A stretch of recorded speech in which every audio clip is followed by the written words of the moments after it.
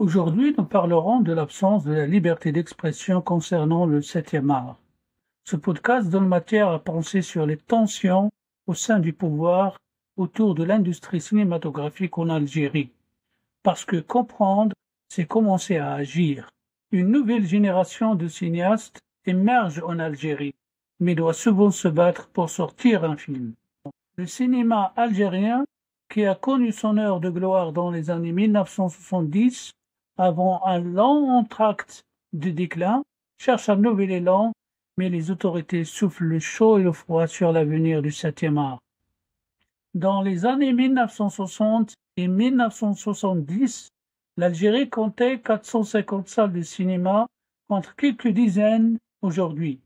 Une cinémathèque réputée et une production de qualité couronnée en 1975 par une palme d'or à Cannes pour le film Chronique des années de braise de Mohamed Lakhdar. À partir des années 1980, ce pays riche en hydrocarbures a vu disparaître petit à petit ses salles de cinéma, son industrie et ses talents sur les effets conjugués de l'instabilité politique et de la crise économique. Un déclin qui s'est accéléré pendant la décennie noire de guerre civile entre le gouvernement et des groupes islamistes 1992-2002 avec le départ de nombreux professionnels et de nouvelles fermetures de salles, dépeintes par certains extrémistes comme des lieux de débauche. Durant cette période sombre, les cinéastes de la diaspora comme Nadir Mouknish ou Rachid Boucheleb ont comblé le vide en réalisant des sujets sur l'Algérie. Analyse Ahmed Bedjaoui, producteur et critique considéré comme le monsieur cinéma algérien. À savoir que le Parlement a adopté une loi menaçant de prison tout producteur dont les œuvres portent atteinte à la religion, à l'histoire de la guerre d'indépendance ou à la morale. Une loi de la honte pour la réalisatrice Sofia Djema. Je cite Sofia Djema.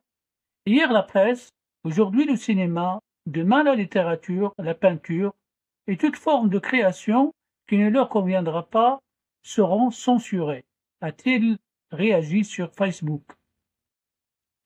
Exemple de tension au sein du pouvoir autour de l'industrie cinématographique, le film de Bachir Deray sur l'Arbi Ben Mhidi, héros de la guerre de libération 1954-1962, tué par l'armée française, a subi des blocages et interdictions pendant 6 ans avant d'être finalement projeté en avant-première à Alger le 4 mars.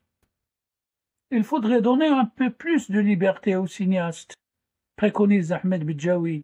Notons aussi que le cinéma algérien est riche de ses talents et pauvre de ses moyens. Une nouvelle génération émerge, mais doit souvent faire des pieds et des mains pour sortir un film.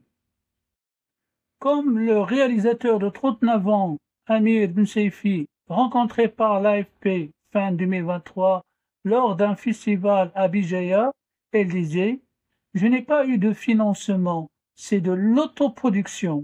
Sur mon film, il y a plein de techniciens professionnels algériens qui ont cru au projet et qui sont tous producteurs », a-t-il raconté. Sa collègue Iman Ayadi, 34 ans, a trouvé ses financements en France, mais a tourné en Algérie en arabe, avec des techniciens et comédiens algériens. Fouad Trifi, assistant réalisateur et cofondateur de la première agence de casting algérienne, est convaincu que l'Algérie reste un pays de cinéma. Il y a vraiment une énergie, une envie, il y a un public, on le voit à travers les festivals, avec des salles combles, souligne-t-il. Il y a une pénurie criante de salles, ce qui laisse le cinéma dans un état embryonnaire cantonné à des projections en avant-première, regrette le réalisateur Bachir Deray. Plusieurs cinéastes ont exprimé leur abattement après le vote de cette loi tant attendue par les professionnels du 7e art. Le texte prévoit notamment 3 ans de prison ferme pour quiconque exerce ou finance les activités de production, prise de vue, distribution ou exploitation des films cinématographiques contraires. aux valeurs et constantes nationales, à la religion islamique et aux autres religions, à la souveraineté nationale, à l'unité nationale, à l'unité du territoire national et aux intérêts suprêmes de la nation, au principe de la Révolution du 1er novembre 1954, à la dignité des personnes ou incite à la discrimination et au discours de haine. Cette loi est une honte, s'étrangle la cinéaste Sophia Djima sur les réseaux sociaux. Elle est bien loin de ce que nous avions revendiqué lors des assises. Ces mêmes assises qui, en fin de compte, n'ont servi qu'à nous faire venir et nous utiliser pour donner de la légitimité à un projet qui est contre nous, contre le cinéma, mais également contre toutes les expressions artistiques et le droit à la liberté d'expression et de création. Il y a quelques semaines, le réalisateur et producteur Bachir Deray, qui s'était procuré le projet de loi, avait commenté « Ce n'est pas un projet de relance cinématographique, mais un code pénal inspiré de la charia islamia, rédigé par un gendarme et un imam. Le nouveau texte prévoit même la création de contrôleurs et d'inspecteurs du cinéma.